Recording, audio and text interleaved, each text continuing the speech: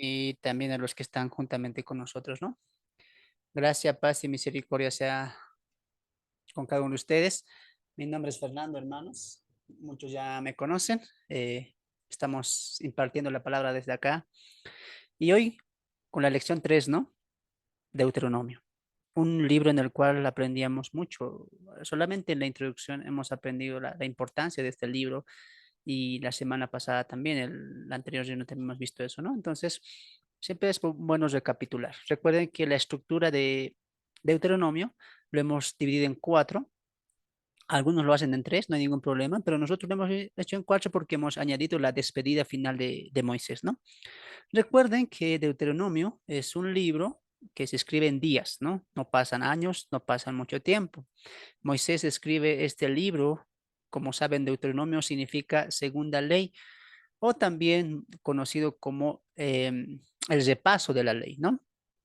Este punto es muy importante porque Moisés en este punto va a repasar la ley, les va a repasar a los de la segunda generación, ¿no? Entonces recuerden que ya para esto ya la primera generación han muerto en el desierto tras la revelación, el rechazo de Canaán, tras el reporte de los espías, los cuales incitaron al pueblo a desanimarse y a rebelarse contra Dios. Dios los castiga y Dios hace una alusión ahí, ¿no? 10 veces me habéis intentado y hasta acá sería el colmo, sería el último y Dios castigaría a toda la primera generación para que ellos no entrarían a la tierra prometida, ¿no?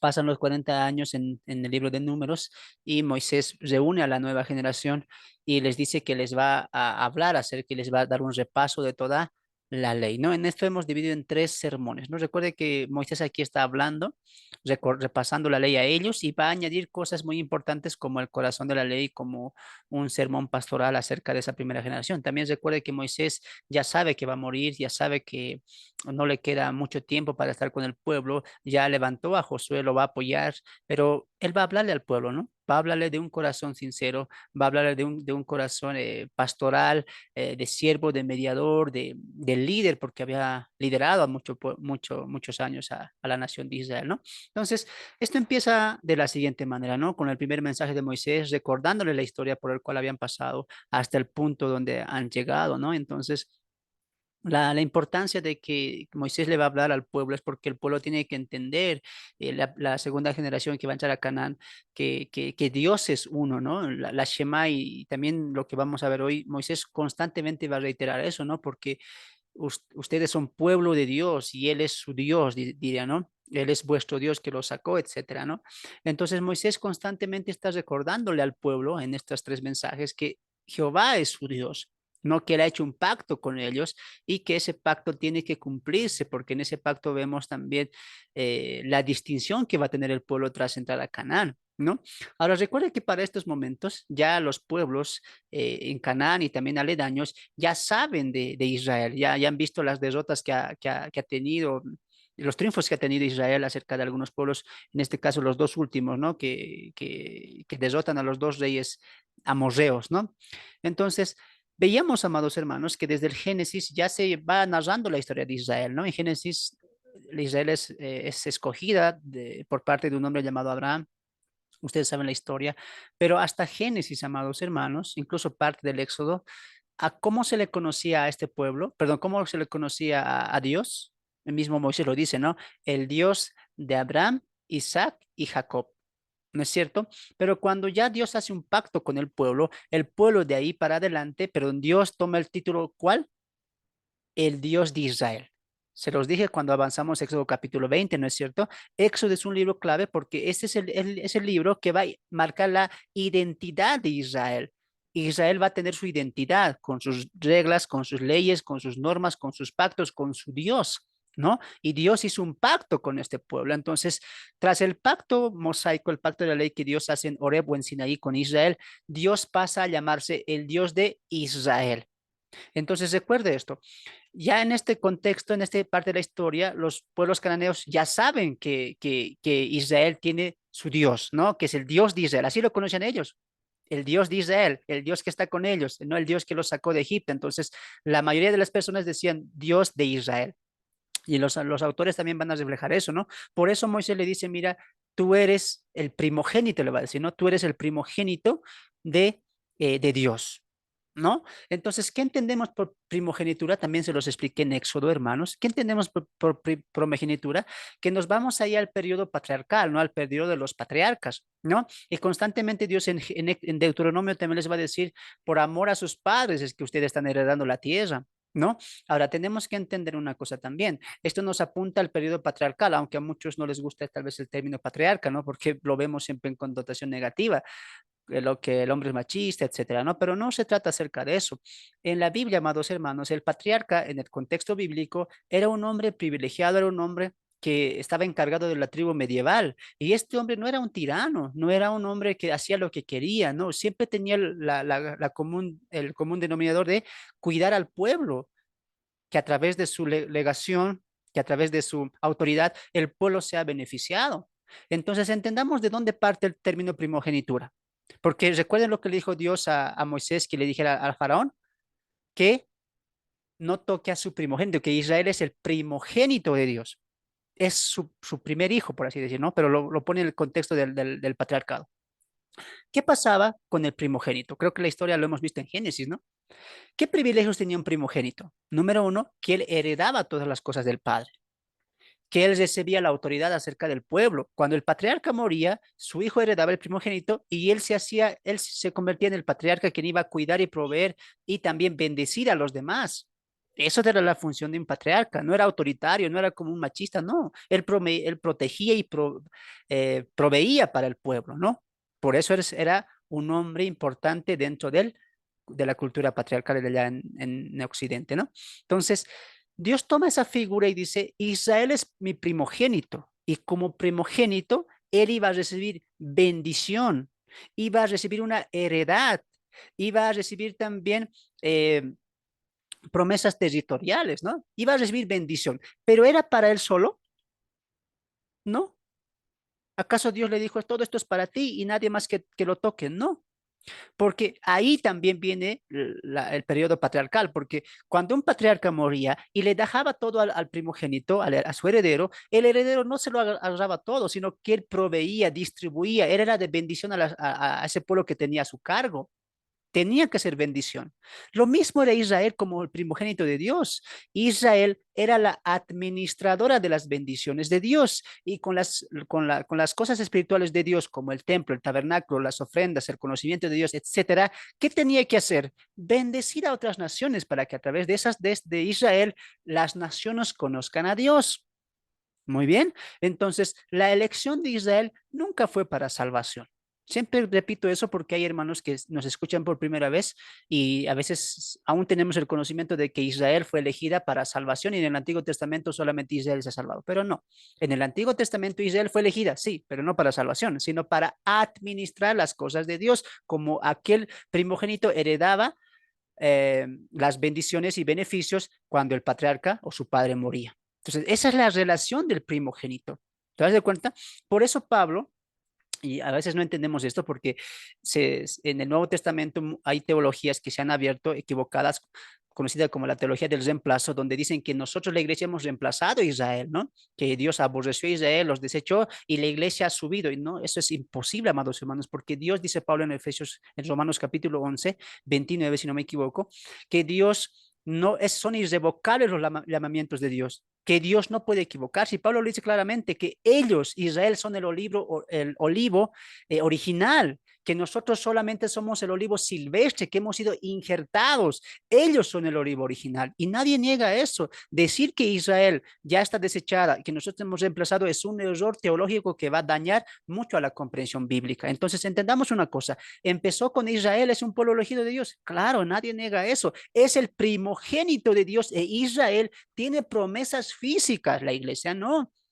Israel tiene las bendiciones espirituales en este entonces y también las bendiciones físicas por el cual tenía que bendecir a otros. Por lo tanto, Israel era administradora de las cosas de Dios. ¿No es cierto? Entonces, partamos de ahí, como primogénito, él tenía que bendecir a otros. ¿A través de qué? A través de su comportamiento, su comida, sus costumbres, sus fiestas, sus días Shabbat, etcétera, y la adoración en el templo, ¿qué tenían que mostrar a otros? Que existe solamente un Dios. Por eso Moisés constantemente en Deuteronomio, ¿qué le dice? Oye Israel, tu Dios es Jehová y solamente uno hay, después de él no hay otro. Y va a hacer constantemente esa alusión a que no se vayan a la idolatría porque uno solamente es el Dios. Entonces, ¿cuál era la misión de Israel?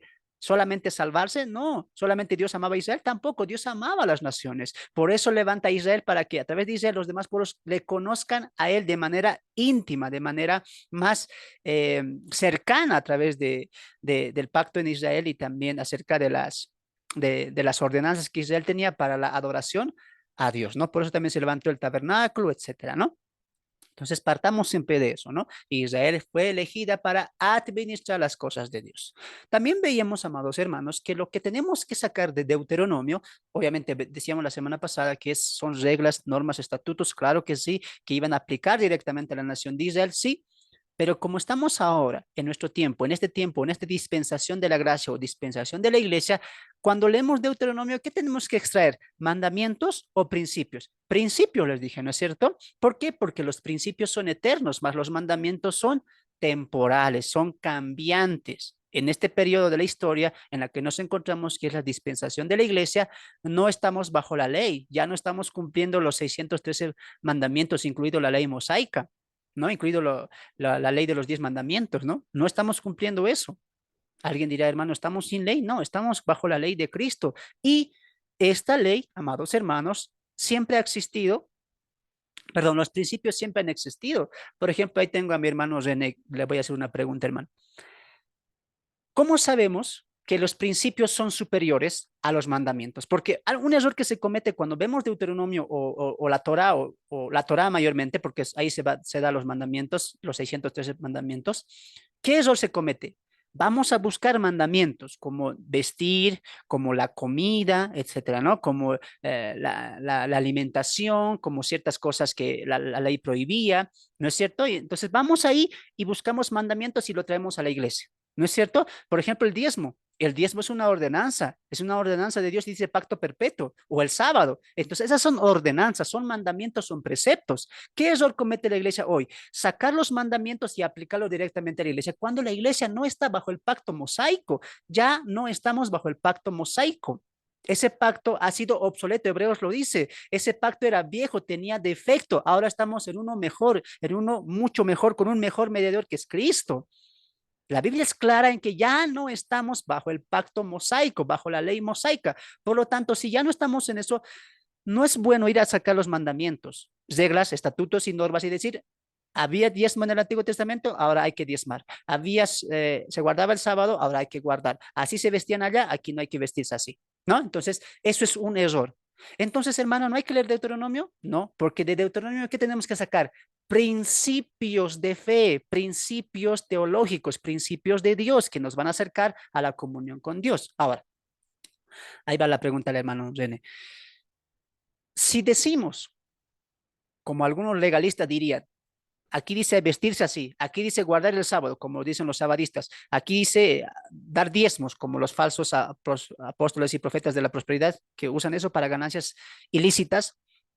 Yo pregunto, si esta ley, la ley mosaica, nos daba justificación delante de Dios, entonces me estás diciendo que antes de la ley no había justificación, porque con la ley ya viene cómo conocer a Dios, cómo obedecer a Dios, cómo acercarse a Dios. Eso es lo que dicen algunos grupos cuando dicen la ley es clave, la ley es importante, la ley nunca deja de ser. Pero la pregunta es, antes de la ley, ¿acaso no había hombres y mujeres hombres que se han convertido al Señor, que han tenido una vida de fe? Hermanos, antes de la ley, ¿había o no había acercamiento a Dios? Había. Pablo dice en Gálatas, ¿no es cierto? Pablo dice en Gálatas que la ley vino 430 años después, pero Abraham, dime tú, hermano René, Abraham, en el tiempo de Abraham, ¿había ley? No había ley, pero Abraham fue justificado, ¿sí o no? Claro, pero no guardaba ninguna cosa, no guardaba ningún sábado, no guardaba ninguna fiesta, no hacía ningún precepto de ley.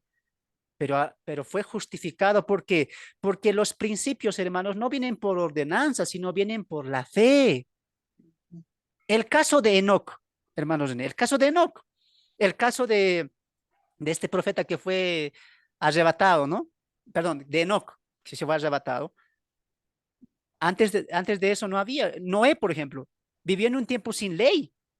Pero aún así, ¿él qué vivía? Vivía bajo los principios de Dios, porque el texto que dice en Génesis, Noé andó con Dios, era un hombre perfecto, recto, ¿sí o no? Entonces, si tú me dices que el sábado te da santidad, que el vestirse a ti te da santidad, que el diezmo te da santidad, entonces vámonos atrás y digamos, Enoc hacía eso, Abraham hacía eso, Noé hacía eso, pero al contrario, Dios, ¿qué dice? Que eran hombres de fe, que eran hombres obedientes, que eran hombres perfectos y que caminaban juntamente con Dios. Entonces, ¿bajo qué vivía Noé, Enoc, Abraham, etcétera? Bajo los principios de fe. Eso es lo importante. Entonces, entendamos, amados hermanos, que cuando vamos a Deuteronomio no sacamos la ley porque no estamos bajo la ley. No estamos, entonces, ¿qué hay que hacer? Principios eternos. Y lo estamos viendo eso. Muy bien, entonces entendamos una cosa, que al igual que el pacto mosaico, que es inferior, y el nuevo pacto es superior, los mandamientos no son superiores, sino que los principios son superiores. Ahora vivimos bajo los principios, no bajo los mandamientos. ¿Me dejo entender? Entonces, ¿qué es superior? El pacto, el nuevo pacto con Cristo como mediador, y inferior, ¿qué es? El antiguo pacto con Moisés. ¿No es cierto?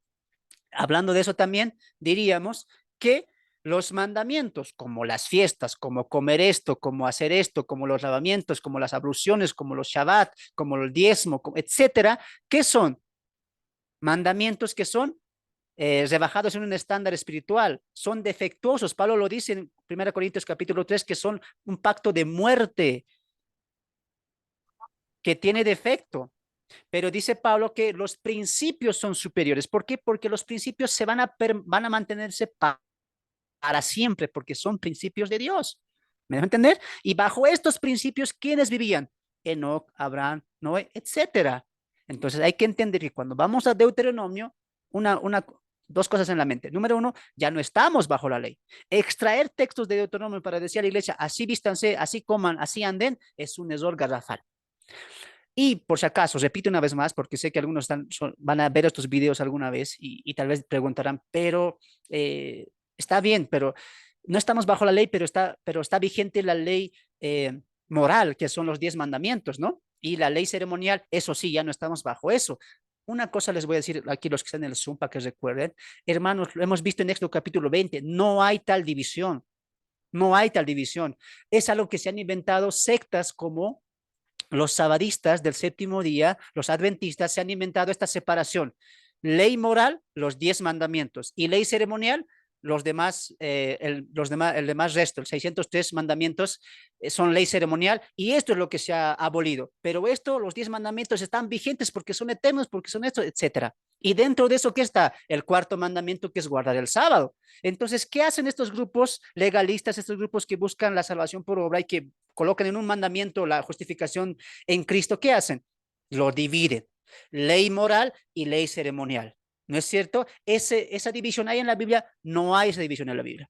Eso es algo que se han inventado y muchos hemos creído en eso, ¿sí o no? Muchos hemos creído en eso.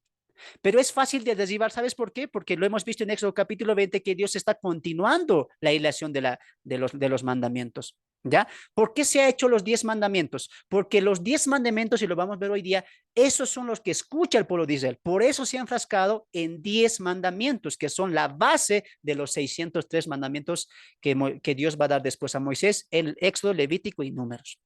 Entonces, tal división de ley moral y ley ceremonial no había, no hay. Pregunta a un judío, no hay tal separación, ni siquiera los judíos han dividido así. No entiendo por qué en esta fecha ha habido ese engaño, obviamente es un engaño, para decir ley ceremonial abolida, pero ley moral ahí está. Y el cuarto mandamiento hay que cumplir. Error, error. No hay tal división. La ley es solamente una y la ley no empieza en Éxodo 20, la ley empieza en Génesis 1:1, porque toda la Torah es la ley. Entonces, si en el nuevo pacto la ley mosaica se ha abolido, por ende, ¿qué se ha abolido? Toda la ley. Por eso Pablo dice que ya no estamos bajo la ley, sino estamos bajo la ley de Cristo. Ahora, alguien dirá aquí, entonces, hermano, si ya no estamos bajo la ley, y la ley moral dice, no robarás, no mentirás, no codiciarás. ¿Podemos hacer eso? Entonces no estamos bajo la ley. ¿Sabes qué se llama eso? Inmadurez y falta de estudio de la palabra de Dios.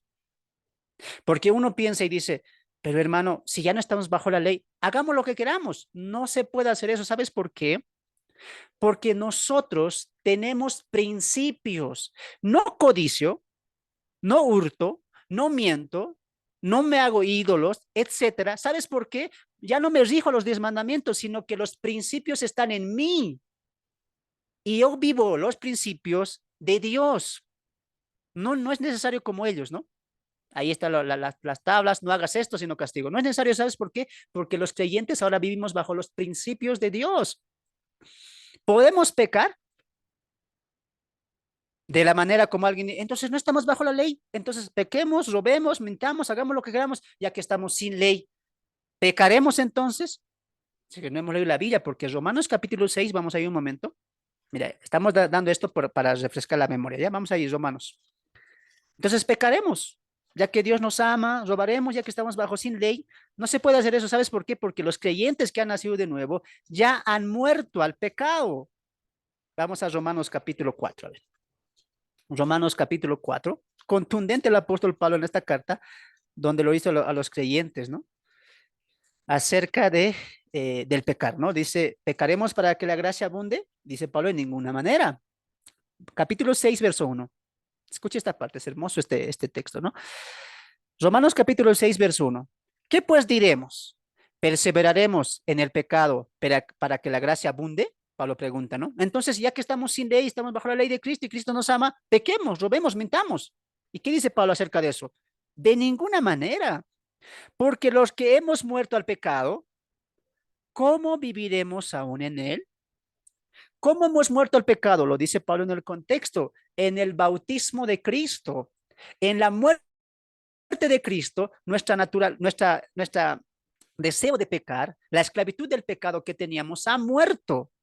Y hemos pasado de la ley de la muerte a la ley de la vida, que es en Cristo, por amor a Cristo y por principios de fe. Entonces, entonces, como no estamos bajo la ley mosaica, pequemos, robemos, mintamos, codiciamos, etcétera. Es un error. ¿Sabes por qué? Porque el creyente ya ha muerto al pecado. Ya ha muerto el pecado, ya no se enseñorea más del creyente. Es lo mismo que pasa cuando damos la doctrina acerca de la seguridad de salvación, ¿no?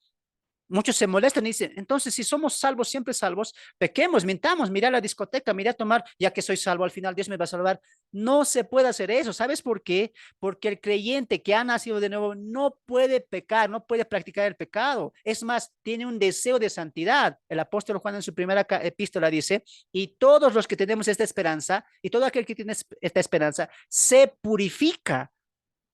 Entonces, si tú ves a un creyente que se va al mundo y dices, bueno, es creyente, no va a perder su salvación, ese nunca ha sido salvo, porque una característica de que hemos nacido de nuevo es que no practicamos el pecado. ¿Me dejo entender? ¿Por qué? Porque hemos muerto al pecado. Pablo dice, ¿cómo podemos vivir en pecado si ya hemos muerto al pecado? 3.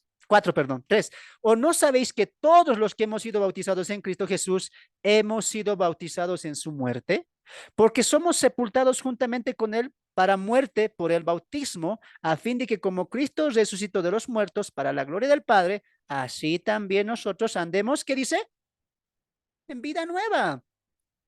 Entonces es una falacia decir que alguien diga, entonces estamos sin ley, pequemos, hagamos ídolos, ya que estamos sin ley. No se puede hacer, ¿sabes por qué? Porque nosotros, los creyentes que hemos nacido de nuevo, hemos muerto al pecado y tenemos una nueva vida.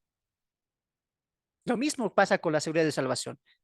Es una seguridad eterna en Cristo. La salvación no se pierde. Entonces, robemos, mintamos, hagamos lo que queramos, volvemos a la discoteca con tal que soy salvo. No, porque un fruto, una característica del salvo es que no quiere pecar. ¿Por qué? Porque ha muerto al pecado y tiene que nueva vida y ha pasado de las tinieblas a la luz admirable de Cristo, dice el apóstol Pedro. Entonces, si vuelve a las tinieblas, ¿qué significa? Que nunca fue salvo. Una característica de un salvo que es que va a dar fruto y evidencia de que de santidad, añora santidad. Entonces, ¿necesitamos los 10 mandamientos? ¿Necesitamos la ley mosaica? No. ¿Por qué? Porque vivimos bajo los principios de fe. ¿Me dejo entender? ¿Y estos qué son? Son superiores, ¿no? Porque nos regimos bajo la ley de Cristo, que es la ley del amor. Y Pablo y Moisés va a llegar a ese punto, al corazón de la ley, que es el amor a Dios. Por eso la Shema, que es importante en el capítulo 6, ¿no es cierto? Entonces, hasta aquí, hermanos, ¿no? Los principios son superiores. ¿Y qué tenemos que extraer de Deuteronomio? Principios bíblicos para vivir y aplicarlo bajo la fe, ¿no es cierto? Bajo la fe. Con ese entendimiento, amados hermanos, muy importante es repasar siempre eso, hemos visto el primer mensaje de Moisés, donde Moisés va a tocar la historia, ¿no? Ahí una vez más, a los que se van sumando, bienvenidos. Ahí en el Facebook, déjenos sus comentarios, déjenos ahí sus preguntas si es que hay. ¿Qué cursos les gustaría que empecemos también? Hay sugerencias de mis amados hermanos. Posiblemente se venga Mateo también. Un estudio completo acerca de Mateo, de la estructura de Mateo, y para poder tener mejor comprensión acerca del periodo intertestamentario. ¿No? Es muy hermoso ese estudio.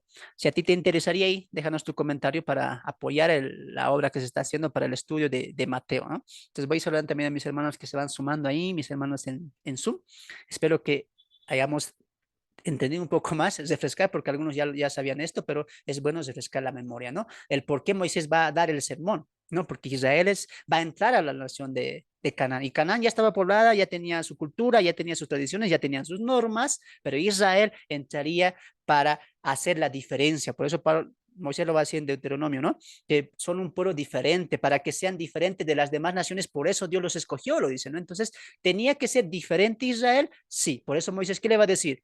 Hagan todo esto, recuerden esto, etcétera, ¿no? Entonces, palabra clave en Deuteronomio es recuerden, ¿no? Recuerden y también oigan, escuchen, ¿no? Que es la Shema de Deuteronomio capítulo 6, ¿no? Entonces, Moisés en su primer mensaje, en su primer discurso, repasando la ley, le va a hablar a la segunda generación y les va a hablar acerca de cómo ellos habían llegado, ¿no? Y la necesidad también de jueces para su posterior muerte, ¿no? Habíamos visto eso también. Habíamos visto también la misión de los dos espías, donde Moisés les va a recalcar el juicio de Dios antecedido por la maldad, las mentiras, las calumnias y también el corazón incrédulo de estos 10 espías que han contaminado a todo el pueblo, ¿no? Por su falta de fe. Después de eso, amados hermanos, veíamos el castigo de Israel en el capítulo 1, verso 34 para adelante, veíamos el castigo y Moisés va a ser claro en eso, ¿no? Que va a mostrar la desobediencia, que va a tener retribución de castigo de parte de Dios, ¿no? Veíamos también ahí en la derrota de Orma y los años en el desierto con el cual la primera generación perecería, ¿no? Y las dos derrotas previo al ingreso de la segunda generación a Canaán, que es la derrota del rey Seón y la derrota del rey Og, ¿no? Ambos reyes de eh, los amorreos, ¿no? Que ya vimos que eso viene un castigo desde el Génesis, ¿no? Con esto, amados hermanos, entrábamos al capítulo 4, donde hoy vamos a finalizar la primera parte del mensaje de Moisés.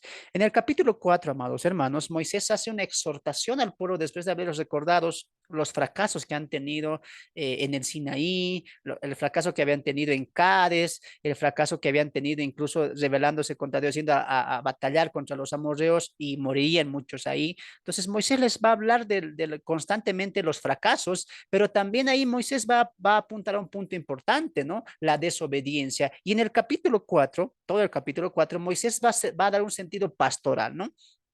Donde va a connotar tres cosas importantes, ¿no? La exhortación a la obediencia. Y el capítulo 4, verso 1 empezaría de la siguiente manera.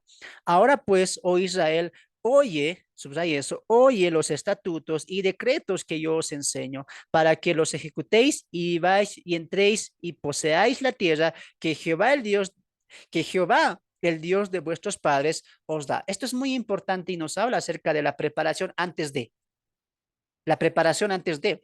Israel va a tomar Canaán. Dios lo prometió y ya están a punto de empezar eso con el mandato o liderazgo de Josué. Pero Moisés le dice algo, mira, antes de ir y batallar y tomar la tierra que Dios les dio, prepárense. ¿Cómo nos preparamos? Escuchando los mandamientos de Dios y ponerlos en práctica. Entonces, esto es un principio muy importante que también está en toda la Biblia. ¿Cuál principio? Que antes de hacer algo, es muy importante tener una preparación y comunión con Dios antes, ¿no? Ese es el error que a veces se comete en las congregaciones, o también muchos líderes cometen este error. ¿Cuál error? Que muchos pensamos, amados hermanos, cuando el pastor me dé el cargo, ahí me voy a esforzar, ¿no? A veces esperamos eso, ¿no?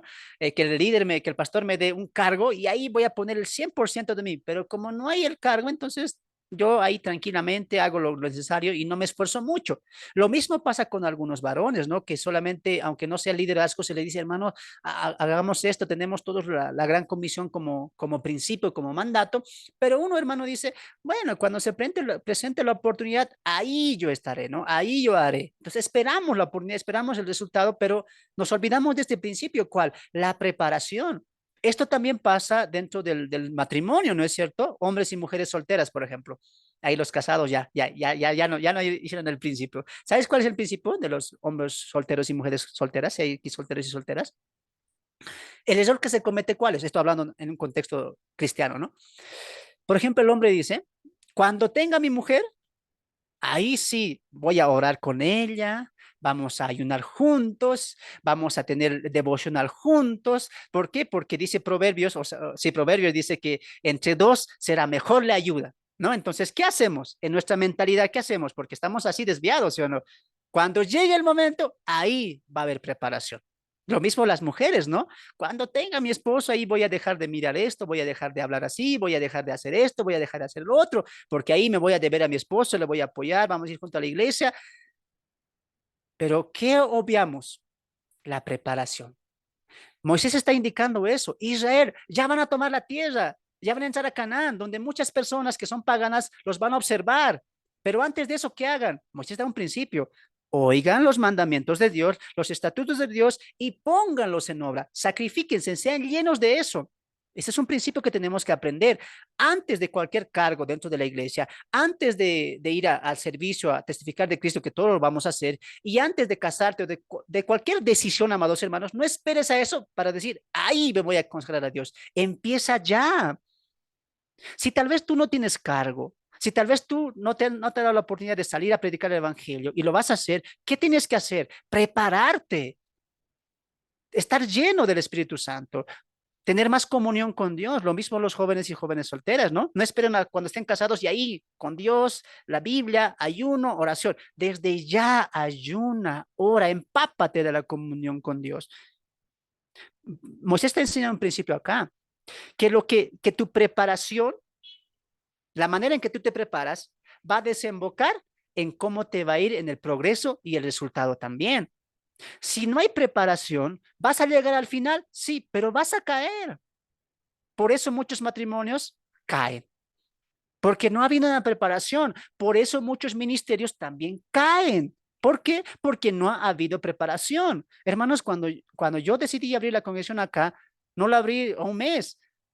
Tuve casi 4 años de preparación, estando en una casa pequeña con mis hermanos ahí, predicando la palabra. No había nada grande, no había redes sociales, tampoco había estudios. Pero ¿qué hice yo? Me preparé para que cuando yo salga, cuando ya se abra la obra, cuando ya se predique el evangelio, cuando ya tengamos un público más vasto y podamos abrir las puertas a otras personas, yo esté empapado de Dios, yo esté fortalecido en Dios.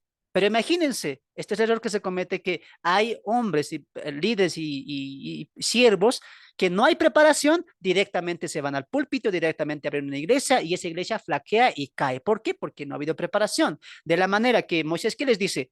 El resultado que van a mostrar allá, la victoria que van a tener allá, va a depender de su unidad en Cristo hoy, en Dios hoy. Escuchen el mandamiento y pónganlo en práctica hoy, no allá, ahora. Empiecen a vivir obedeciendo a Dios, les va a decir. ¿Sí o no? Entonces, ¿dónde empieza nuestra preparación? ¿Dónde realmente empieza nuestro servicio y dedicación a Dios? ¿En el púlpito? ¿Al la predicación? ¿Al casarme? ¿Al tomar decisiones? No, ya. Hoy empieza mi preparación. Hoy empieza mi vida de comunión con Dios. Y mi vida de preparación y comunión con Dios hoy va a traer victoria o fracaso el día de mañana. ¿No es cierto? Entonces, algo muy importante Moisés está enseñando ahí, porque en el verso 6 le diría, guárdalos pues y ponlos por obras, porque esta es vuestra sabiduría y vuestra inteligencia, ¿no? Algo que, como sabemos nosotros, esta primera generación no va a cumplir, también van a fracasar. Pero Moisés, mira, antes de, les enseña el cómo ser. Eso es lo que hacemos los líderes. Les preparamos para que cuando llegue el momento demuestren eso. Hay una vida de preparación. ¿No es cierto? Entonces, todo va a depender del tiempo de preparación que tengamos con Dios antes de. Así que no esperes, joven, señorita o líder, maestro, no esperes cuando pase esto, ahí me preparo, ahí estudio, ahí líderes, pastores, entre comillas digo, porque yo he visto, hermano, he topado con algunos de ellos que solamente preparan el estudio, solamente leen la Biblia para dar predicación. Llega el domingo y ¿qué voy a hablar? Y se le haga un libro y bueno, esto voy a hablar, esto me parece interesante, ya con esto cumple el horario. No ha habido preparación. Escuchen líderes pastores si hay aquí, líderes pastores y futuros también. Cuando vamos a dar una predicación y un sermón, sea cual sea el evento o la oportunidad, no vamos a la Biblia solamente para sacar sermones. Nunca vayas a la Biblia solamente para sacar temas. Ve a la Biblia para conocer a Dios. Ve a la Biblia para comunicarte con Dios, para que Dios te exhorte a ti. Esa es una preparación. Nunca vayas solamente qué tema saco, esto está bonito, con esto lo voy a conectar y listo, el sermón se armó. Lo voy a dar una hora y suficiente, ¿no?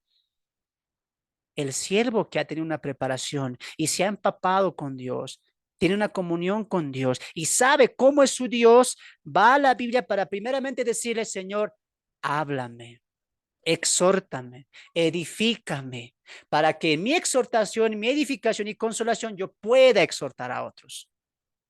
La preparación es muy importante. Principios bíblicos, ¿te das de cuenta? Esto es un principio que nunca va a cambiar, va a ser eternamente. ¿Te das de cuenta? Entonces, después de eso, amados hermanos, habíamos visto que Dios le enseña, perdón, Dios le enseña al pueblo, ahí, Dios le enseña al pueblo, a través de Moisés, que esto, amados hermanos, tienen que enseñar a otros. Mire el verso 9, Deuteronomio capítulo 4, verso 9. Subraya esta parte cuando le diga, por favor. Por tanto, guárdate y guarda, subraya eso, guarda tu alma con diligencia para que no te olvides de las cosas que tus ojos han visto, ni se aparten de tu corazón todos los días de tu vida. Antes bien, las enseñarás a tus hijos y a los hijos de tus hijos. El día que estuviste delante de Jehová tu Dios en Horeb, cuando Jehová me dijo, reúneme al pueblo, para que yo les haga oír mis palabras, las cuales aprenderán para temerme todos los días que vivieren sobre la tierra. Y subraya esto, y las enseñarán a sus hijos. Moisés le está hablando al pueblo y le dice, mira, escuchen la voz de Dios, cúmplanla, sean inteligentes, sean sabios al hacerla, no quiten de ella ninguna cosa, tampoco la añadan. ¿Acaso no recuerdan cómo Dios los castigó a sus padres cuando adoraron a Baal peor? Porque incumplieron sus mandamientos. Ustedes no sean así, escuchen, entiendan y háganlo. Y así Dios, ¿cómo los toma? Inteligentes, sabios. ¿Qué más añade Moisés? Pueblo, escúchenme, yo voy a partir y ustedes los van a multiplicar más, lo dijo en el capítulo 1, Dios los va a multiplicar mucho, mucho más, porque Dios los ama. ¿Recuerdan cuando Dios habló desde el monte Sinaí o el monte Horeb? ¿Los recuerdan? Claro. ¿Sabes por qué Dios les habló a ustedes? Para que ustedes, ¿qué dice? Recuerden, nunca olviden. ¿Y qué más? Cuando tengan hijos, enséñenles. ¿Qué debemos enseñar? Cómo Dios les sacó de Egipto, cómo Dios les sacó con mano fuerte. Lo dice también en Éxodo, Moisés, ¿te acuerdan? Cuando le dice, si algún día tu hijo te pregunta acerca de la Pascua, ¿se acuerdan? Si algún día tu hijo te pregunta, papá, mamá, ¿qué es esto que asamos un cordero, que lo bañamos en, en plantas agrias? ¿Qué significa esto que hacemos esta fiesta? Y el padre, ¿qué le iba a decir? Esto representa el día que nuestro Dios nos sacó de la tierra de Egipto con mano fuerte. Moisés le está diciendo una cosa, por eso, ¿qué te dije que subraye? Te dije que subrayes, guarda tu alma con diligencia, eso es con sensatez, sé sensato, sé justo, sé correcto. Entonces, dos veces va a aparecer esta palabra, pero la primera vez en qué aparece. ¿Qué significa guardar tu alma? ¿Se puede acaso? ¿A qué sentido? No significa en el sentido de perder, sino en el sentido de mermar ese amor a Dios, ese concepto de Dios, esas bendiciones que Dios ha dado por nosotros, que Dios ha hecho. Y una manera en caer en una enfermedad, una tristeza, ¿cómo se diría esto? En una pesadez espiritual, una enfermedad espiritual, que tu vida espiritual decaiga, hermanos, amados hermanos, una cosa es olvidar, olvidar. Por eso Moisés le dice, guarda tu alma, que tu vida espiritual, que tu vida que consagrada a Dios no caiga. ¿Y cómo cae? Cuando te olvidas. Nosotros, hermanos, como seres humanos, no estamos ajenos a olvidarse, ¿o no? Olvidamos ciertas cosas, olvidamos ciertos momentos. Moisés, ¿qué le dice al pueblo? Nunca hagas eso. Cuando uno se olvida de las bendiciones de Dios, como ellos han escuchado la voz de Dios, de los milagros de Dios, del poder de Dios, ¿qué pasa? Se enfría, decae, merma. Y Moisés, ¿qué dice? Así tu alma va a decaer. ¿Y qué tengo que hacer para que mi alma esté ahí, con ese enfoque en Dios? Recuerda de Dios. Y cuando recuerdes, ¿qué dices? Enséñalo a tus hijos y a los hijos de tus hijos para que sepan de Dios. ¿Este es un principio bíblico? Claro. ¿Qué tenían que recordar los padres a los hijos? Hijo, te voy a contar cómo Dios nos sacó de Egipto. Vivíamos esclavizados por 400 años. No había descanso, no había días festivos, no había buena comida. Éramos golpeados, éramos maltratados, éramos tratados como nada. Morían muchos de nosotros y a los egipcios no les importaba. Cosíamos ladrillos, íbamos a traer desde lejanos lugares paja y lo cosíamos. Levantamos muchas ciudades para el faraón, pero no éramos valorados. Éramos esclavizados y tratados menos que nada. Pero nuestro Dios nos rescató con 10 plagas poderosas. Imagínense esa historia. El Silo se convirtió en sangre, pero en nuestro lugar, amado hijo, había agua. En Egipto había tinieblas oscuras, no se podían ver más de 3 días, pero ¿qué crees? En nuestro campamento había la luz. Dios nos protegió. Imagínate esa historia, cómo ellos contaban. Ahora eso lo traeremos a nuestra época, aplicando a nosotros en principios bíblicos. También la Biblia nos manda eso. ¿Qué debemos decir a nuestros hijos? Hijo, ¿te voy a contar la historia de Israel? No, te voy a contar mi historia. Antes yo pensaba así, actuaba así. ¿Te acuerdas cuando venía enojado, cuando discutía con tu mamá? ¿Te acuerdas cómo yo les trataba? ¿Te acuerdas las noches que a veces he faltado a casa? Sí, papá, era esclavo del pecado. El pecado me tenía sometido a él. Pero un día Cristo me encontró, Cristo me halló y me dio vida eterna, hijo. Grandes cosas ha hecho Cristo por mí. Y lo más grande, ¿sabes qué es, hijo? ¿Qué, papá? Hace 2000 años y más, Él vino a morir por mí. En esa cruz donde yo tenía que estar muriendo. Él sacrificó su vida para darme vida a mí y vida eterna. Dios me sacó de la esclavitud, del enojo, de las malas palabras, de los vicios. Dios me sacó, hijo. Dios hizo grandes cosas por mí y lo mismo va a hacer por ti. ¿Acaso tú como padre alguna vez has hablado hacia tus hijos? Porque no sabemos sacar principios de la Biblia. Hoy en día, ¿cómo se trata a los hijos? Hijo, domingo es a la iglesia, si no, castigo. Si no, como decimos aquí en Bolivia, ¿no? Quien se charane, chicote, reprimenda. ¿Por qué no tratas este principio? Hijo, hija, vengan, quiero hablar con ustedes. Quiero enseñarles de mi Dios, de mi Salvador, de mi Redentor. ¿Por qué no eres sincero? No, hermano, es que mis hijos no les conoces vos, fácil hablas, ellos no van a querer, son bien rebeldes. ¿Acaso no confías en el poder de la palabra? ¿Acaso no confías en que Dios puede obrar en corazones así? Claro que sí. Entre la semana, amado hermano, amada hermana, papá, mamá, abuelita también, abuelitos están acá. Háblenles, díganle, ¿por qué vamos a la iglesia? ¿Por qué quiero que tú vayas? Para que le conozcas, para que no cometas mis mismos errores, para que no tropieces como yo lo he hecho antes. Él te ama, hijo mío. Aprende a alabarle, aprende a honrarle. Este es un principio de amor, ¿sí o no? Que tu hijo, que tu hija aprenda a conocer a Dios no por obligación, no por reprimienda, sino por amor a Él. ¿Y cómo voy a reflejar eso? Con mi propia vida, amados hermanos, padres, madres.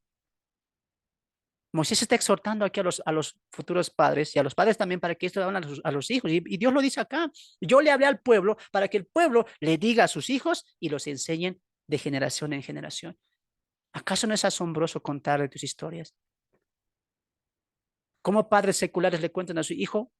Yo he trabajado así, así he vivido.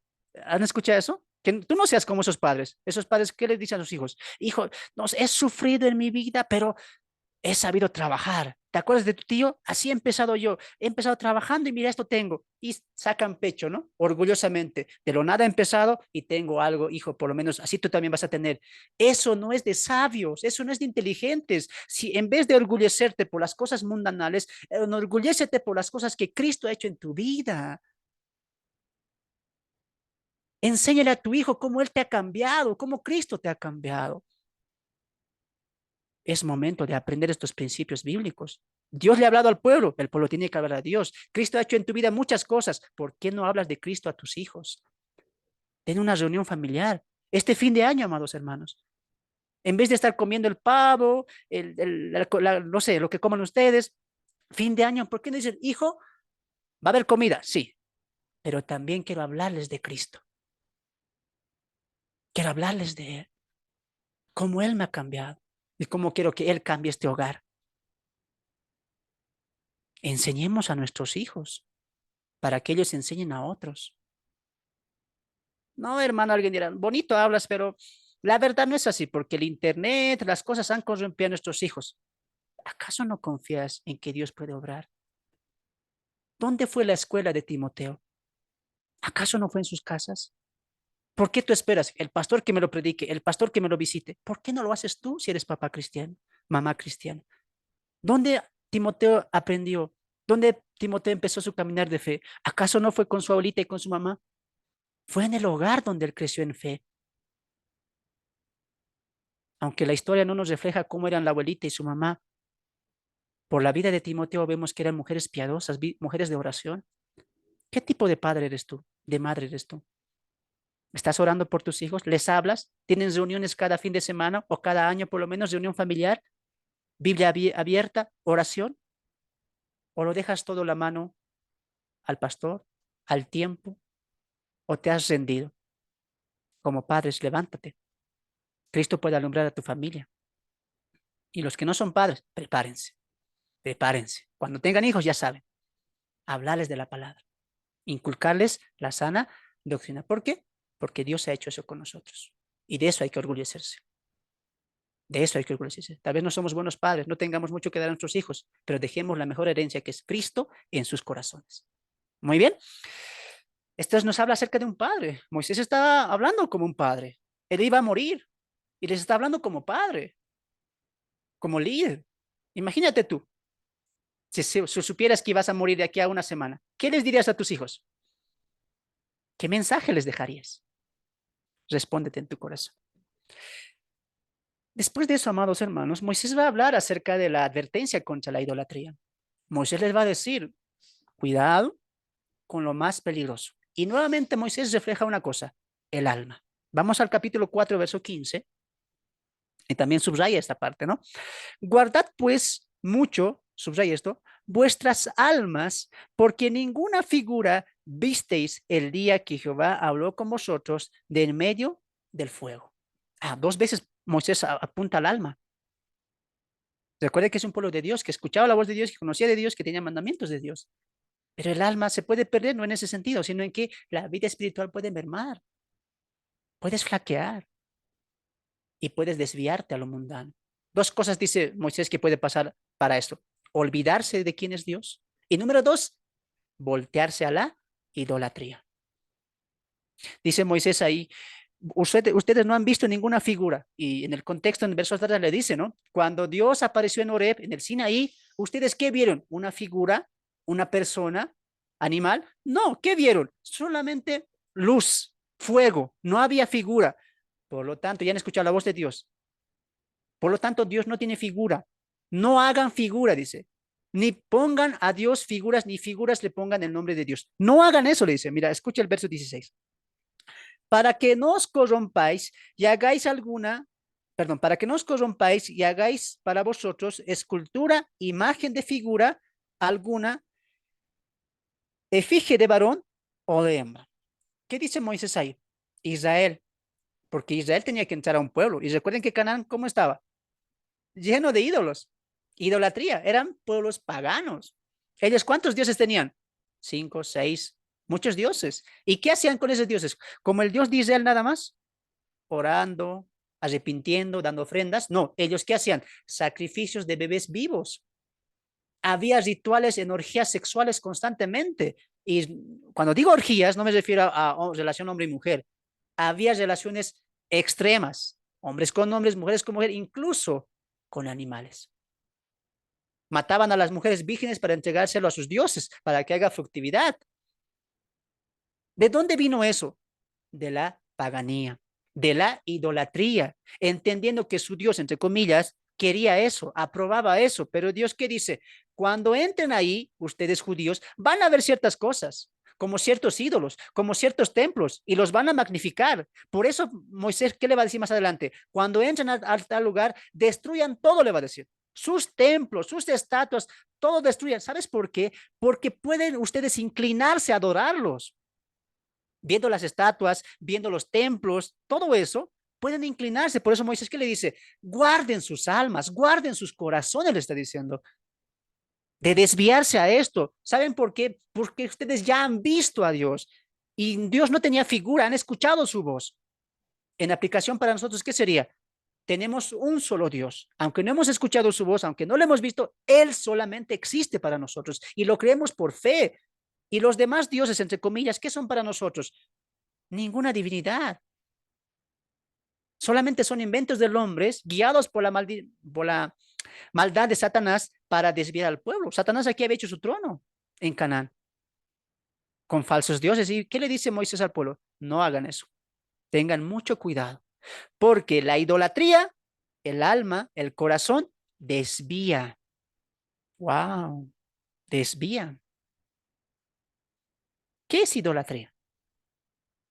Idolatría, amados hermanos, es poner encima de Dios a algo o a alguien.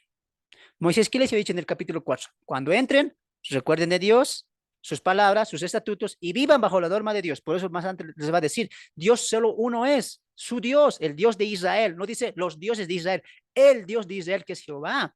Con eso en mente tienen que entrar a Canaán. ¿No es cierto? Entonces, cuando ellos entran a Canaán, se desvían. ¿Por qué? Porque han bajado el estándar de Dios y han colocado por encima ¿qué? Ciudades, tesoros y dioses. Lo sabemos por la historia.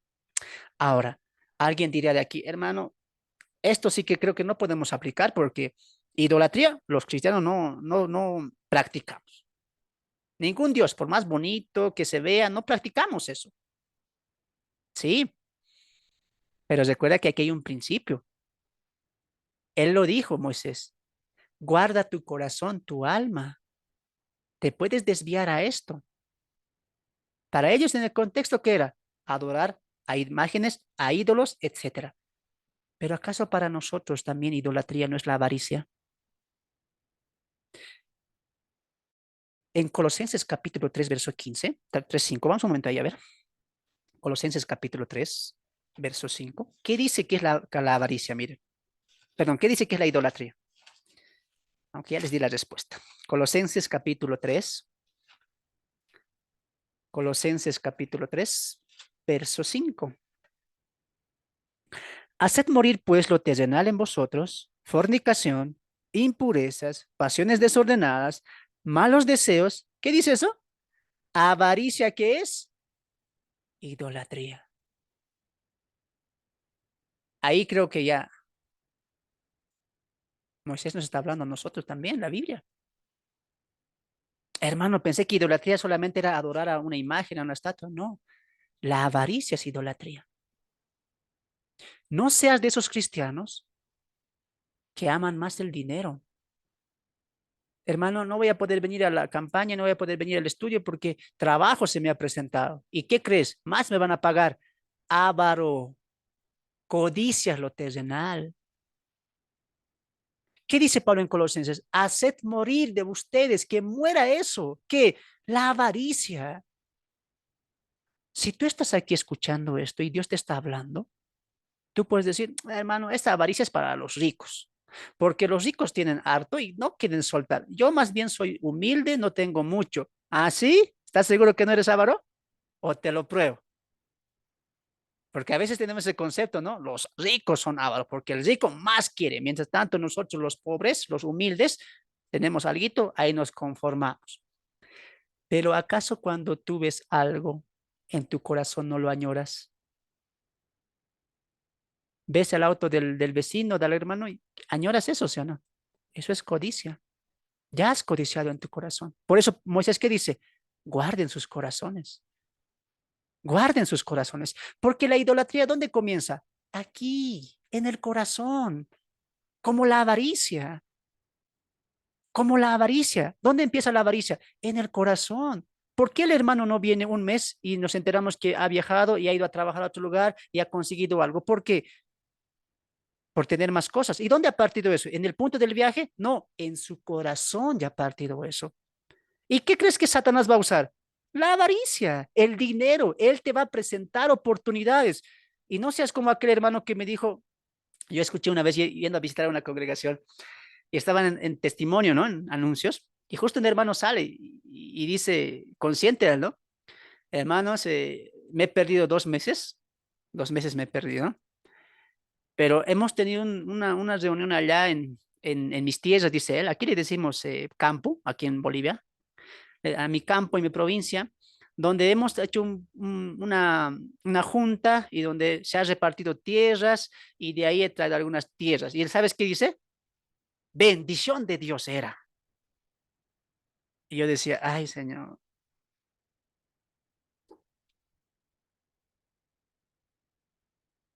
Yo pregunto, hermanos, ¿acaso Dios puede querer que vayas a trabajar, a tener una reunión con los mundanos y estar escuchando música mundana y una reunión mundana y te pierdas los estudios, la oración, los ayunos y todavía orgulloso llegas? Bendición de Dios es. ¿No te das cuenta que Satanás está utilizando la avaricia? Él va a usar, él es muy astuto. Te va a poner oportunidades y tú qué vas a decir, Dios debe querer así, que tenga estito más. ¿Qué dice Pablo? Haced morir. ¿Y qué dice Moisés? Guarden, cuiden sus corazones. La avaricia, amados hermanos, es idolatría. Querer más, añorar más. Al contrario, debemos ser nosotros los creyentes. Debemos ir despojándonos de cosas y más añorarnos al servicio. Pablo, ¿qué dijo hablando de eso en Filipenses capítulo 4? De todo estoy enseñado. Sé vivir por poco, sé vivir de mucho. Todo lo puedo en Cristo que me fortalece. Así que tengamos techo y comida, vivamos con gozo, ¿sí o no? No, hermano, vos dices eso. Con gozo es 2 casas, un auto, eso es gozo, pues. Eso es lo que tú piensas. ¿Acaso gozo no es estar en Cristo, en sufrimiento, en escasez, con una sola comida al día? Eso es gozo cuando está en Cristo, hermanos. Pero como en tu corazón está la avaricia, no te gozas en Cristo. ¿En qué te vas a gozar? ¿Tener más, trabajar más, añorar más? Y todavía los papás, ¿no? Para mi hijo tengo que dejar. y te matas 5 años, vas al exterior a trabajar y vuelves con dinero y le has dado a tu hijo una buena profesión, una buena casa. Pero ¿qué del tiempo que has perdido para Cristo? ¿Vas a recuperar ese tiempo? No. La avaricia es idolatría. ¿A quién estás sirviendo tú? ¿A la avaricia o a Cristo? A los dos no se puede. A uno nomás. A Cristo debería ser. La avaricia es una idolatría, hermanos. Además, Gálatas 5:20, ¿qué dice? Que la idolatría son frutos de la carne. Así que no me digas tú, hermanos, me voy a perder un mes, 3 meses para ir a hacer esto, trabajar esto y bendición de Dios. Hermano, carnal, yo le diría. Sin vergüenza. Yo le diría eso, hermanos. Así que nadie venga aquí a la congregación a decirme eso. Que ore todavía. No, yo le voy a decir, hermano, eres un carnal. Eres carnal. Te ha movido tu carne. Porque el Espíritu, ¿a dónde te mueve? A la verdad, lo dice Jesús. El Espíritu a la verdad está dispuesta, pero la carne que es débil. Imagínate tú al Espíritu Santo, esto es ilustración, al Espíritu Santo diciéndote a ti, que eres creyente, anda a trabajar. ¿Qué importa? Él se estudia, igual lo va a dar el hermano Fernando, no te preocupes, por Meet lo vamos a ver, por Zoom lo vamos a ver. A ver, imagínate al Espíritu Santo diciendo eso. A veces falta sentido común nada más, hermanos. Tengan cuidado porque Satanás, ¿qué va a utilizar? Avaricia. Esto me llama muy fuerte la atención porque siendo líder, siendo maestro, nosotros los líderes debemos aprender más a tener menos. Y es bíblico esto, por si acaso. Los líderes tenemos que estar sumisos a tener menos, no a añorar más. Por eso, hermanos, el que les habla, a veces me siento feliz. Mi gozo está en Cristo, aunque no tengo mucho, hermanos. Eso es bíblico también para los líderes. Pero los líderes modernos, ¿qué quieren? Prosperidad, ¿no? Autitos de lujo, camisitas último modelo. Pero los que somos siervos sanos, hasta con una camisa estamos un año. Porque nuestro gozo no está en tener, nuestro gozo no está en servirnos de la gente, nuestro gozo está en servir a la gente. Ese es nuestro gozo. Hemos sido llamados al servicio. Hay mucho por entender acá. Idolatría, amados hermanos, es avaricia también. ¿Qué te motiva a ti a hacer las cosas? Como líder, como pastor, tiene que ser el gozo en Cristo. Lo dice Pablo eso en 1 Corintios 10:14. También es idolatría enorgullecerse uno mismo. Es idolatría. Pastor, líder que estás mirando, no te suba el orgullo a tu corazón. Por más bien que prediques, por más bueno que seas, siempre agacha la cabeza y di, Cristo lo está haciendo. Cuidado, porque Pablo dice en 1 Corintios 10:14 eso. No sea que caigamos, resbalemos porque la soberbia nos apunte a nosotros. No hagamos eso. ¿Idolatría qué es? No es solamente adorar a una imagen, a un ídolo. ¿Qué es? Colocar a alguien o algo por encima de Dios. Y un consejo más para los líderes pastores. Si algún día me ven, si lo van a ver estos videos. Lo más importante en tu servicio no es la congregación, ni siquiera son los hermanos, es Él.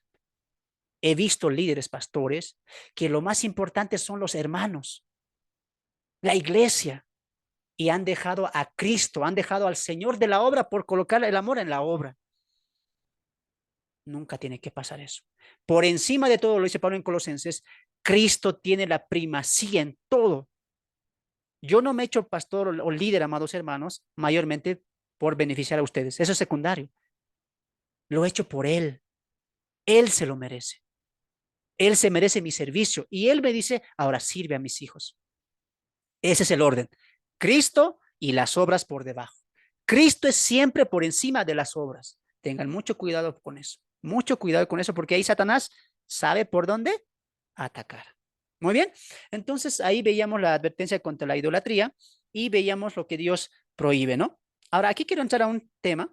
¿Están aprendiendo, hermanos? A ver, ahí los veo que hay, hágame señales ahí. Sí, estamos aprendiendo. Qué bueno, qué bueno. Los veo serios, hermanos. Otra vez el hermano nos está exhortando, deben decir. No soy yo, es la palabra, hermanos. La palabra nos está exhortando a ustedes y a mí también. Ahora, aquí entramos en un tema muy importante porque Moisés va a hablar acerca de la idolatría y les va a decir, no hagan esto, no adoren a animales, a figuras de peces, que haya en los cielos o en la tierra, porque dice el verso 20, acompáñenme ahí. 20. Pero a vosotros Jehová os tomó y os ha sacado del horno de hierro de Egipto para que seáis el pueblo de su heredad como en este día. Perdón, al 19, un verso atrás. No sea que alces tus ojos al cielo, ve, tengan cuidado, le dice. No sea que alces tus ojos al cielo y el ejército del cielo seas impulsado y te inclines a ellos y les sirvas, porque Jehová tu Dios los ha concedido a todos los pueblos debajo de todos los cielos. ¿Qué está diciendo Moisés acá? No te inclines a figuras de aves, cuadrúpedos, animales, etcétera, de lo que hay en el cielo y en la tierra, porque ellos han hecho esas figuras, sí, pero ustedes no hagan eso. Además, dice, Dios ha creado todo. Todo es creación de Dios, tú nunca hagas eso. Y el 21, escucha lo que dice. Y Jehová se enojó contra mí por causa de vosotros y juró que yo no pasaría el Jordán ni entraría en la buena tierra que Jehová tu Dios te da por heredad. Entonces vamos a llegar a este punto de la idolatría, porque aquí se va a resolver la pregunta que tal vez muchos se preguntan, ¿no? Lo hemos visto, pero lo vamos a recalcar aquí con este punto también. ¿Por qué Dios castiga a estos pueblos? Porque lo va a castigar de una manera tremenda a los hijos, a los niños, los va a castigar de una manera tremenda. Y uno se preguntaba por qué. Y lo hemos visto en el contexto de Éxodo que era por el juicio. Muy bien. Pero ahora tenemos que entrarnos también a ver su cultura, a ver su pecado. Y el pecado que más grande han hecho ellos es la idolatría. Este es el pecado que habían hecho todos estos pueblos cananeos. Habían levantado ídolos. Y a estos ídolos, ¿qué le estaban dando? Su gloria, alabanza, respeto, honor. Y Dios prohíbe eso porque lo va a decir en el verso 24. Escucha, porque Jehová tu Dios es fuego consumidor. Este es un atributo de Dios por si acaso. Dios celoso es. Dios es celoso. Y eso está hablando aquí a la nación de Israel y nos está hablando a nosotros también. Para ellos era el Dios celoso y para nosotros también. Dios es celoso. ¿Qué significa eso?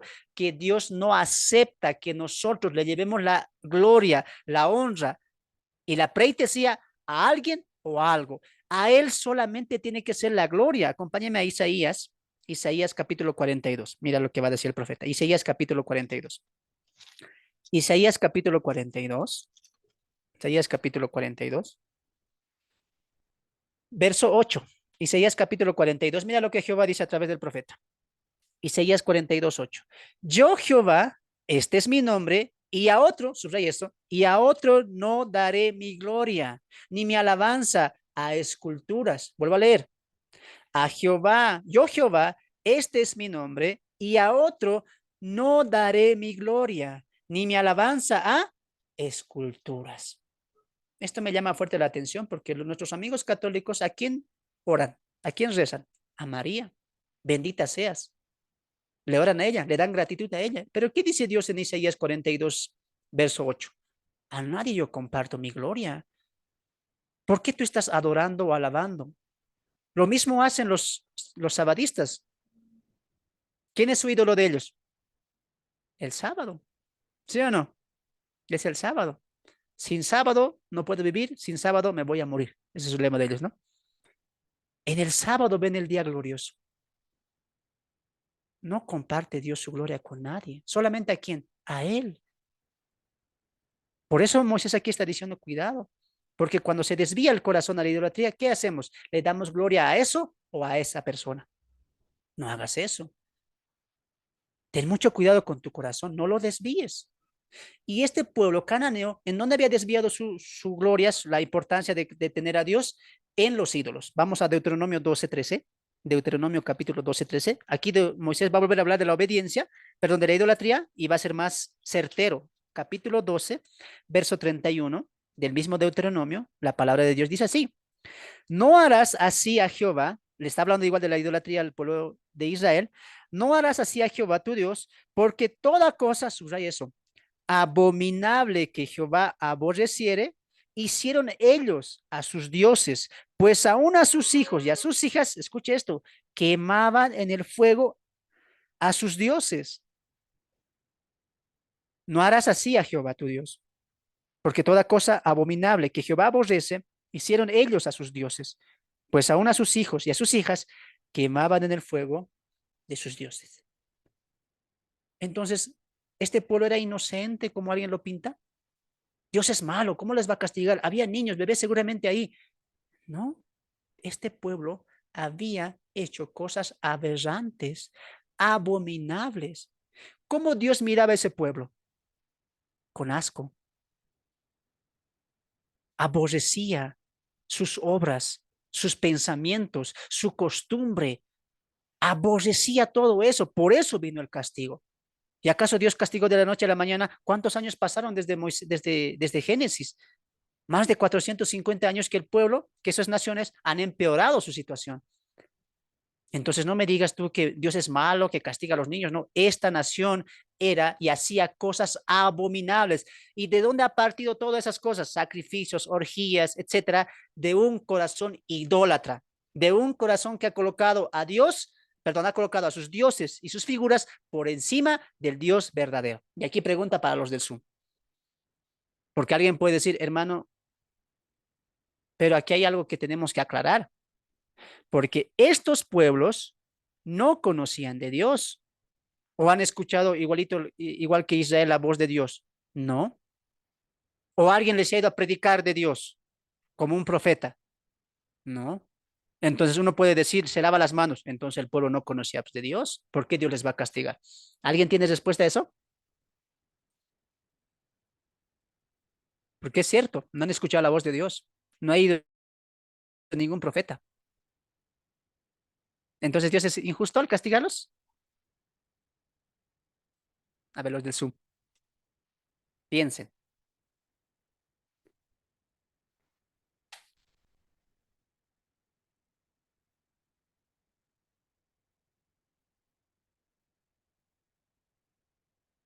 Nadie. Ahí nos agarró, dice el hermano.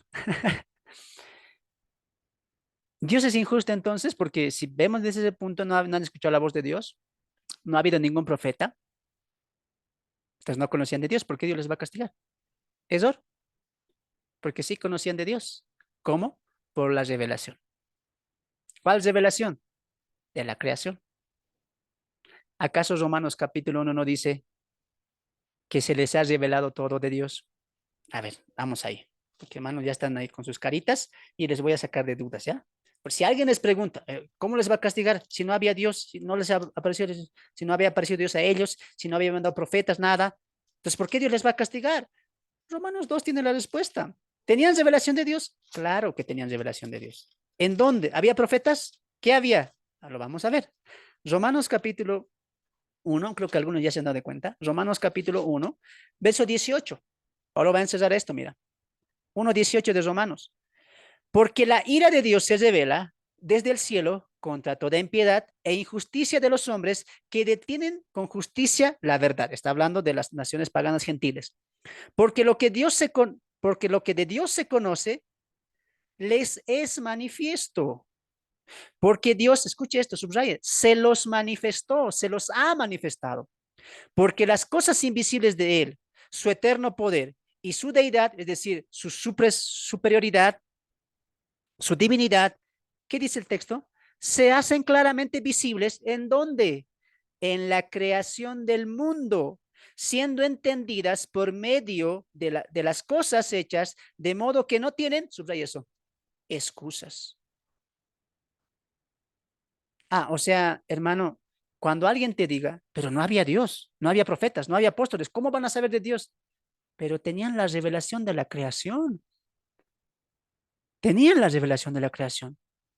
Los cielos, la tierra, los astros, la naturaleza, dice el salmista en el capítulo 91, que anuncia, proclama de Dios, anuncia de Dios.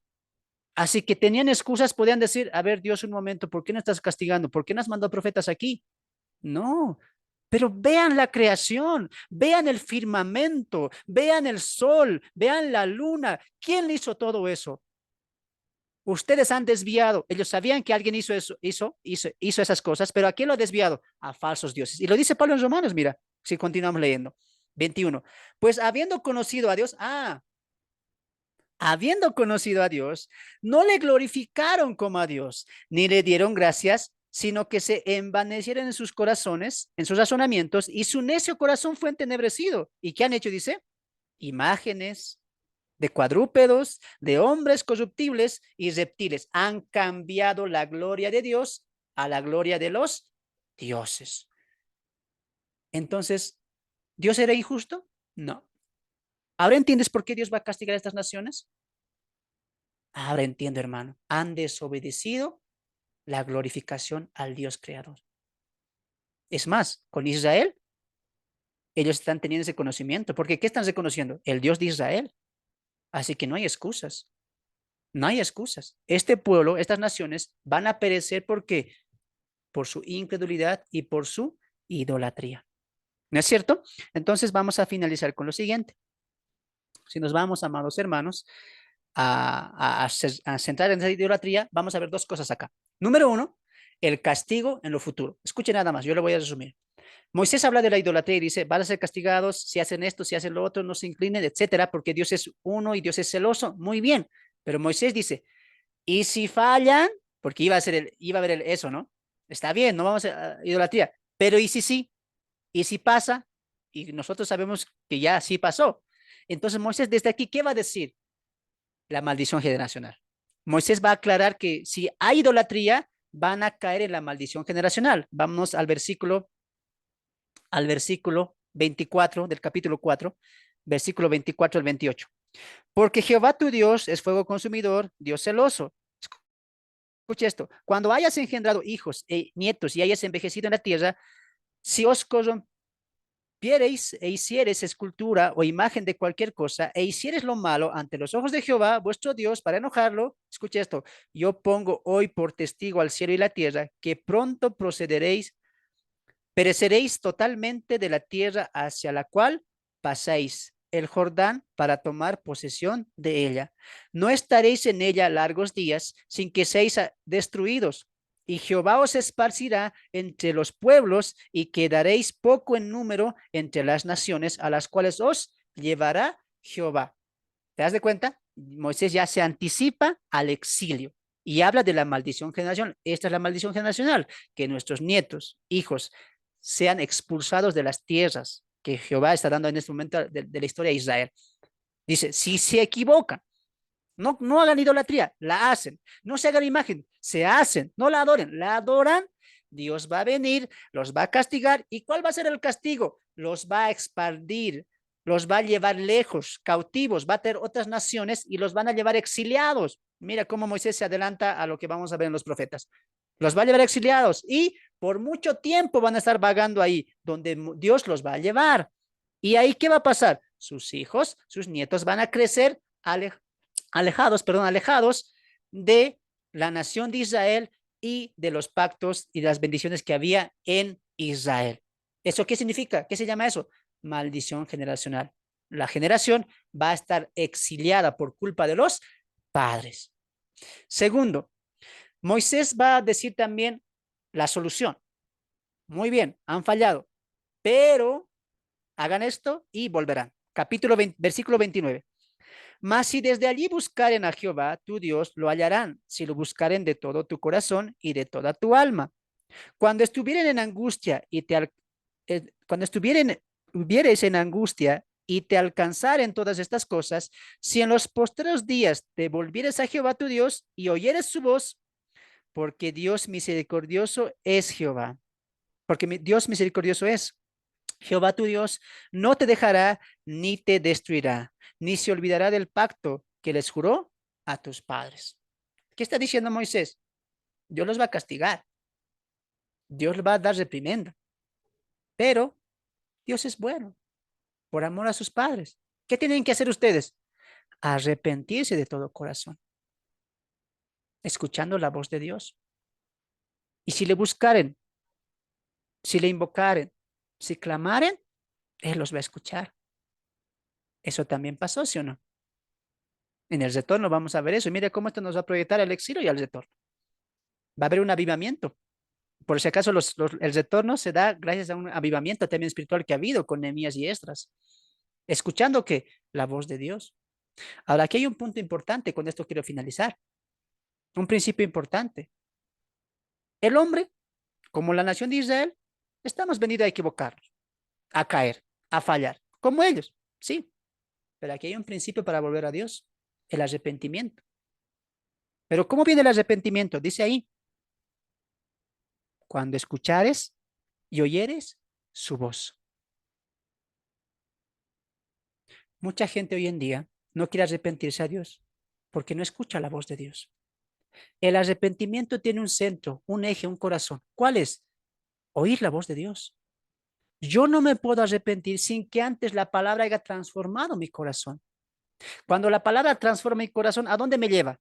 ¿Al orgullo? ¿A la vanidad? No, al arrepentimiento y decir, Señor, perdóname. Eso es lo que iba a pasar en el pueblo. Cuando oyeres oír la voz de Dios, ¿qué va a ir? Arrepentimiento. Pero si la escuchan con el alma, con el corazón, se van a arrepentir. Y cuando pase esto, ustedes van a suplicar a Dios, van a rogarle a Dios, y Dios, ¿qué va a hacer? Va a escuchar. Lo mismo pasó en Egipto, ¿sí o no? Se habían endurecido por la causa de los egipcios, por su idolatría, etcétera. Pero cuando ya llegaron al colmo, se acordaron de que tienen el pacto, oraron a Dios y Dios los escuchó. ¿Sabes por qué? Porque ellos oraron y suplicaron a Dios de todo corazón, lo buscaron de todo corazón, se arrepintieron de haber olvidado los pactos y las promesas que tenían por los patriarcas. Entonces, este principio siempre va a estar vigente. ¿Cuál principio? Que escuchar la palabra de Dios, ¿a dónde nos va a llevar? Al arrepentimiento, a la súplica y a la oración. Hoy hemos visto muchos principios bíblicos. Si alguno de ellos te ha tocado, ¿qué tienes que hacer hoy? Arrodillarte, decirle, Señor, no he sido un buen padre, no he sido un buen cliente, no estoy siendo un buen esposo, una buena esposa. Perdóname, Señor. Hoy tu palabra ha tocado mi corazón. No soy obediente. Me falta eso. Muchas veces te desobedezco. Perdóname, Señor. Señor, muchas veces quiero, anhelo cosas. No le mientas al Señor. Recuerda que Él lo sabe todo y dile, Señor, sí, algunas cosas sí quiero.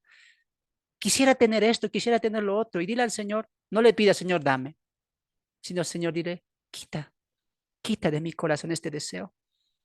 En vez de colocarme, de tener este corazón de añorar esta cosa, este departamento, esta casa, este estudio para mi hijo, no lo sé. No le mientas a Él. Dile, sí, yo quiero, yo añoro, Señor, pero Señor, quítame eso, porque sé que eso me va a llevar a qué? A un enfriamiento espiritual. Tu palabra, ¿qué nos dijo? Cuiden su corazón de estas cosas. Guarden su corazón de estas cosas. Escuchando esto, vos, ¿qué tienes que hacer al finalizar esta reunión? ¿Estirar los brazos y decir, bueno, ha sido un buen estudio y dormir? No. Si has escuchado la palabra de Dios con tu oído espiritual y lo has entendido con el corazón, ¿dónde te va a llevar a vos? Al arrepentimiento, a una obediencia a Cristo, a una obediencia a los preceptos de Cristo. La avaricia, la exhortación a la obediencia, el enseñar a nuestros hijos, son solamente principios que hemos rescatado del primer mensaje de Moisés. Para mí ha sido un placer poder estar con ustedes y poder hablarles de la palabra de Dios. Nos vemos en una segunda edición, en una segunda lección, donde entraremos al segundo mensaje de Moisés. Que Dios me los bendiga, amados hermanos, que Dios me los bendiga.